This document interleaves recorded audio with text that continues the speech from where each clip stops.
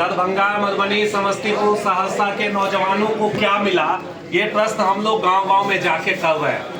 पिछले 15 सालों का इतिहास उठा के देख लीजिए, एक भी फैक्ट्री नहीं लगा, एक आदमी के हाथ में रोजगार नहीं आया। जितना भी केंद्रीय स्तर का प्रोजेक्ट है सब लटका हुआ है, कोई भी प्रोजेक्ट पे काम नहीं हो रहा है। और अगर कहीं काम हो रहा है, दिल्ली से पैसा आ रहा है तो पटना में आता है और पटना से गया नालंदा में चला जाता है। ये प्रश्न हम जनता के पास जाके कर रहे हैं। 18 से 30 वर्ष के नौजवान जो 40% हैं और उनकी जो माँ है, उनकी जो बहन है, उनके दिमाग में ये बैठ रहा है। हम 70% आबादी के साथ काम कर रहे हैं और हम में ये क्षमता है कि इस बार हम बदलाव लाएंगे।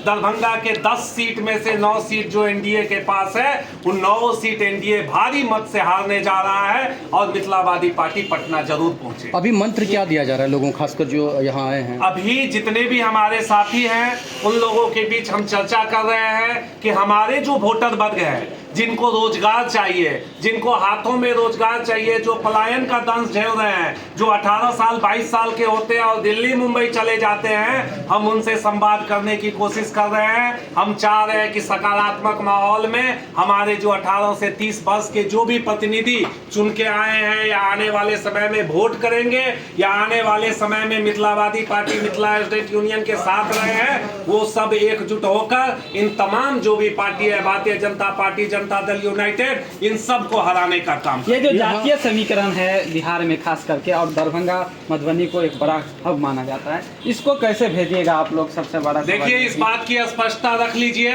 जैसे एनडीए ने पूरे दरभंगा में 4 या 5 जो भारतीय जनता पार्टी के विधायक हैं उसको जाति में बांट रखा है। एक जगह ब्राह्मण दे देते हैं, एक जगह भूमियार दे देते हैं, एक जगह सूरी तेली के समाज से दे देते हैं, एक जगह मारवाड़ी दे देते हैं। उसी तरह राजद भी ऐसे ही काम करती है। हम इन सारे चीजों को इस बार ध्वस्त करने जा रहे हैं। हम सिर्फ एक सवाल सरकार से करने जा रहे हैं कि पिछले 15 सालों के सुशासन के सरकार में एक भी ऐसा फैक्ट्री दरभंगा और मधुबनी में बता दीजिए जिसमें 100 आदमी को रोजगार मिला है क्या? जब हम ये बात गांव में जाकर वहां के बच्चों से, वहां के नौजवानों से संवाद करते हैं, हजारों की संख्या में आते उठती है जो कहती है नहीं, एक क्षेत्रीय पार्टी का उदय पिछले 70 सालों में मिथिला क्षेत्र में नहीं हुआ है, उसकी जरूरत है। वो जब जाके दिल्ली और पटना में बात करेगी तब जाकर सत्ता हमारे तरफ देखेगा और हमारे इलाके में विकास। तो क्या 10 विधानसभा में आप प्रत्याशी उतार रहे हैं? जी हाँ, 10 विधानसभा में प्रत्याशी उतार रहे हैं और मीडिया बंधुओं के माध्यम से कह भी रहे हैं कि 10 में से 9 विधानसभा जिसमें एनडीए के विधायक हैं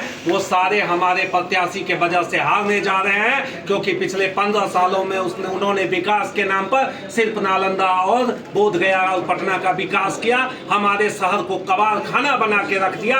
हम इन चीजों का विरोध कर। तो गांव में जो वोटर आपके हैं, क्या वो मूड बना ले इस बार की आप लोगों को वोट देंगे? देखिए, गांव में हमने पंचायत स्तर पर पंचायत प्रतिनिधि बनाया हुआ है, बूथ स्तर पर बूथ प्रतिनिधि बनाया हुआ है, 2-2 सदस्य, और सारे बूथ स्तर पर हमारा काम हो रहा है। एक बार मैं तमाम मीडिया बंधुओं को कहना भी चाहता हूं कि कोई भी विधानसभा का गांव स्तर का कोई भी गांव चुन लीजिए, पिछले 5 साल 6 सालों से जो हमारा संगठन, जो वहां के जो लड़के जो निकल के आए हैं, वो वहां के गांव के युवाओं से संवाद कर रहे हैं और वो युवा हमें वोट देने जा रहे हैं। और हमें लगता है कि इस बार का जो विधानसभा चुनाव होगा इसमें मिथिलावादी पार्टी बहुत बड़ा यहाँ प्रभाव छोड़ने जा रही है। कैंडिडेट का कोई अभी तक लिस्ट जारी किए हैं आप लोग? देखिए, लगातार हम लोगों का चिंतन मंथन का दौर जारी है। हम लोग 3-3 कैंडिडेट प्रत्येक विधानसभा से चुनने का काम कर रहे हैं और ये जो हमारा पावरफुल कमेटी प्रत्येक विधानसभा स्तर का 11-11 सदस्यीय बनने जा रहा है, उनका काम है कि उस 3 में से एक कैंडिडेट को आगे करेंगे